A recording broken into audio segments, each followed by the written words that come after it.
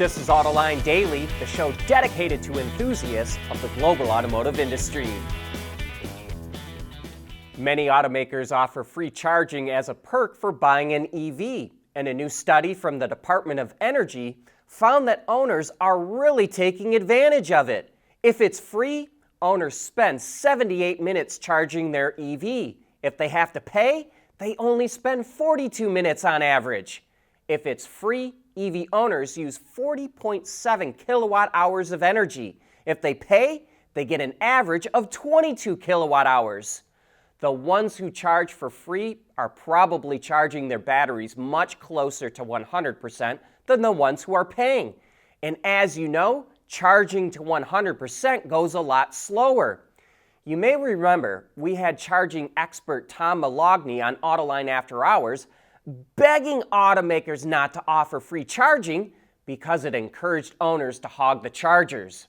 And by the way, all these figures we cited are based on 2.3 million charging sessions over the last 3 years.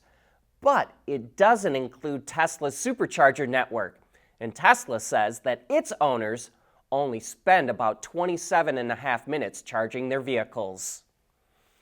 Battery startup Our Next Energy, or One, kind of out of nowhere abruptly replaced its CEO yesterday. It announced that Paul Humphreys, who has been with the company since it was founded in 2020, will take over the leading role.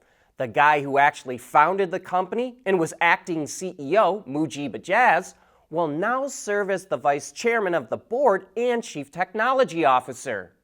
It's not unusual for startups to move their tech-savvy founder into a CTO role and appoint a business-savvy CEO. But it's got to sting.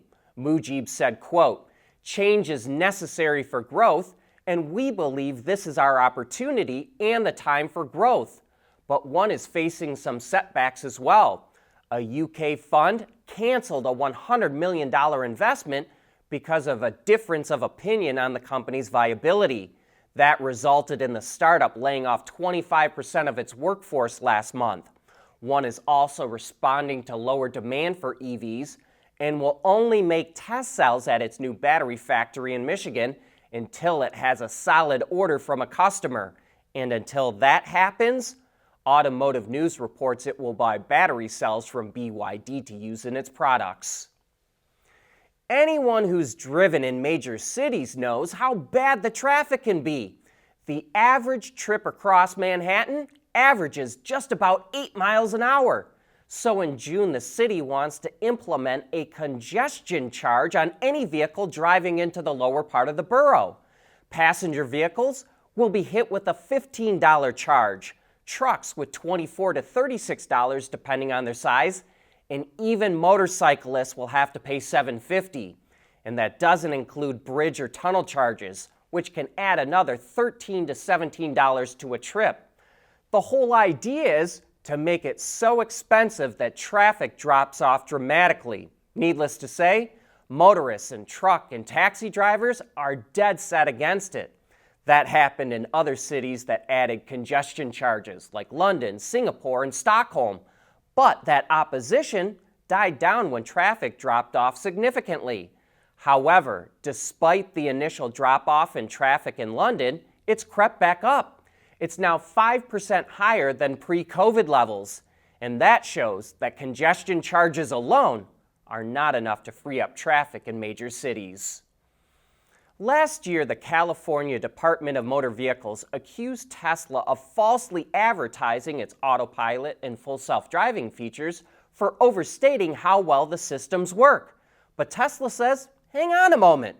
It points out that Autopilot has been around for a decade and that the DMV never said anything about it. In fact, Tesla says the DMV implicitly approved the name because it did not take any action or tell the company it couldn't use it. Even so, the DMV could suspend Tesla's license to sell vehicles in California, and it could force the company to make restitution to owners. And if it does, no doubt this one will be going to court.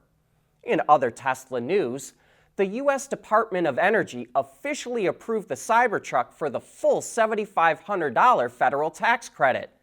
but it's only available for models that don't cost over 80 grand. And we're quite certain that the truck qualifies for the credit because its battery is made in the US. At CES January 9th through 12th, 2024, Intrepid's looking forward to seeing you at our booth 3666 Las Vegas Convention Center in the West Hall. We'll be demonstrating the latest and greatest in software-defined vehicles and zonal architectures, automotive Ethernet technologies like 10-base T1S and multi-gigabit. See you at CES 2024 Las Vegas Convention Center in West Hall booth 3666 or visit intrepidcs.com/sales. At first, GM was going to scrap the Chevy Bolt at the end of this year, but after a number of complaints from owners and EV advocates, GM changed its mind. Besides, the Bolt is the best-selling EV in the US outside of Tesla. So why walk away from that? CEO Mary Barra declared that not only would the Bolt return in 2025, it would come back with an Ultium battery. And now we've got some more details. Only the larger Bolt EUV will return. Bigger vehicles sell better in the US, and we think the EUV's longer wheelbase makes it easier to package the Ultium battery pack. It's also possible not much else will change, since that will allow GM to use almost all the existing tooling, which will help keep the price down. Slowly but surely, we're starting to see legacy suppliers adjusting to the transition to electric vehicles. Bosch announced it will cut 1,500 jobs at 2 plants in Germany by 2025. Even though it's difficult to reduce headcount in Germany, Bosch is reacting to the current market. One of those plants makes EGC pumps and components, and the other makes engine control units, or ECUs.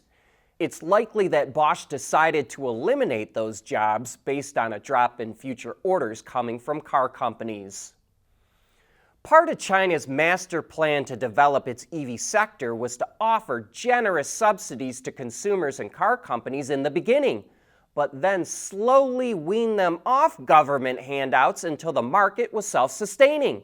This year, the government had a change of mind. With overall economic growth slowing, China will maintain consumer subsidies for most EVs, but they have to meet certain specs. EVs have to have a range of at least 125 miles, while PHEVs must offer an electric range of at least 37 miles. And they can't lose more than 35% of their range in cold weather. The government is committing $72 billion to this program. And keep in mind, this does not include subsidies that major cities provide for EVs. For example, people who buy an EV don't have to pay for a license plate in Shanghai, which can cost over $14,000 at the current exchange rate. Anybody that's ever driven with chains on their tires or just snow tires knows that you really don't need them all the time. Unless you live in an area of constant deep freeze, it would really be best to change them out for a regular set of tires during those warmer days that get sprinkled throughout the winter months. But that would be highly inconvenient, so most people just leave them on. However, the Hyundai Group is developing a new product that would change that. It's using shape memory alloy built right into the wheel and tire package so you could deploy snow chains at the push of a button. You might be asking yourself, what are shape memory alloys? Basically, they're metals that react to electricity. During normal driving, the shape memory alloy does not contact the road at all by sitting in grooves built into the tire. But when a current is applied, it returns to its original shape, which causes it to stick out above the tire tread. So when all of them are deployed together, they act like little flaps that help gain more traction. Hyundai says it has patents pending on the technology and is considering launching it on future models. A couple of premium VW Group brand names are coming together for a small collaboration. Ducati and Bentley are launching a limited series of motorcycles. They're based on an existing Ducati bike, the Diavel V4, but they have styling and materials inspired by the Bentley Batour. The Diavel for Bentley will be limited to 500 examples, and Bentley will handcraft 18 on its own. An additional 50 examples will be made exclusively for Bentley customers to personalize in their own way. The standard Ducati starts at just under $27,000, but this version will cost a reported $70,000 before any other add-ons. But that brings us to the end of today's show. Thanks for making Autoline a part of your day.